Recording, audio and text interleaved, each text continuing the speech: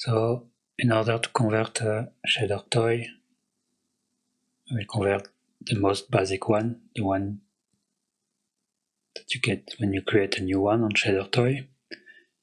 But we are interested by this iTime. So I will add detect edges. I will right click on it, symbol definition, duplicate as new type, type user, my username, and I will add it to my work in progress folder. Here I will call it basic ShaderToy. Let's duplicate. I don't need detect edges anymore. I can go inside basic ShaderToy. And here you see as the source, we are still using the HLSL file from detect edges. So it's in resources, lib, img, fx. So we'll go to resources, lib, img, fx. Here it is. Let's copy it. Let's go back to resources, user, my username. It should be your username for you. And I will paste it here. Call it basic ShaderToy. Okay, so now I can go back here, click on the three dots. Let's go to resources, user, my username, and the folder where I saved it, basic ShaderToy. Open. Now I can click on edit.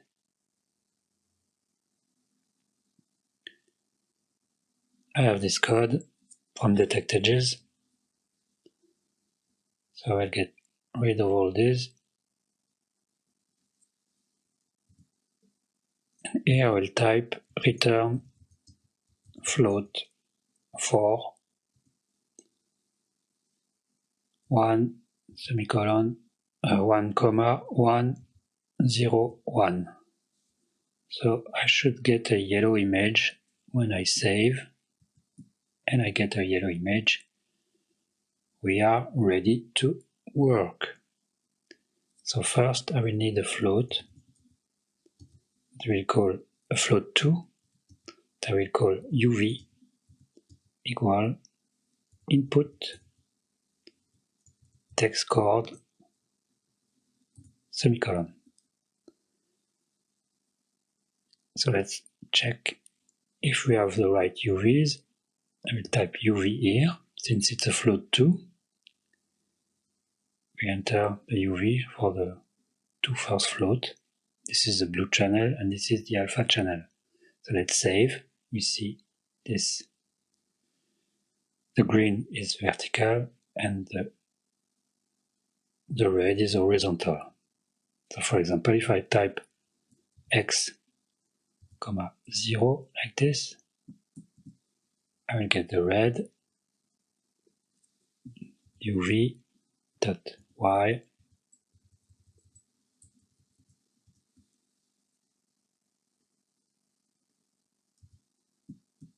I get the green.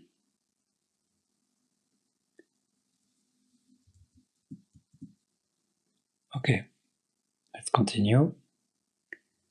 We need this line.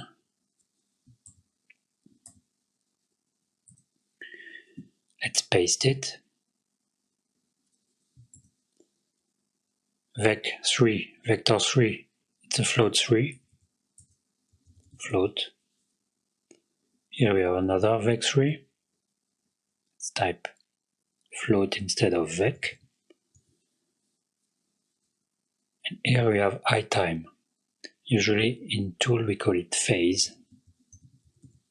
So let's call it phase. And here I have the param constants. I get rid of all of them. Let's type float, phase. Let's save. Let's go back to Tooll. I have all these parameters. I can get rid of them, and I can even get rid of the image. So let's add, right-click, add input parameter. Let's call it phase. It's a float.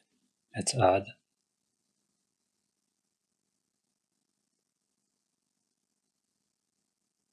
What? Add input parameter, phase. It already exists. Where is it? Oh, it's here. Let's connect it to params. And now we can go outside, and here I can click on float input and add time. But I forgot something. Okay. I forgot to return the call. Float3 call. So it's a float3. So we are getting rid of all the 3 float. Let's type call. Let's save. And we see our shader just like in ShaderToy. Let's compare.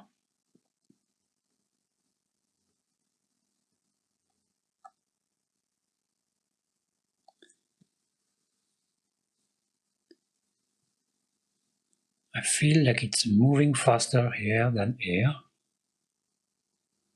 And also the gradient might be flipped sometime. So here in speed factor we can set it to 2. It's already much faster. And you can go back to Visual Studio. And sometimes we want to flip the vertical of the UV map. So what can I do? I could do UV equal UV multiplied by float2 1, comma, -1 in order to flip the vertical. Let's save. So we don't.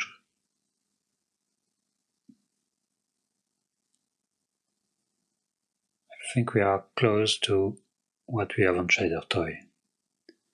So that's it.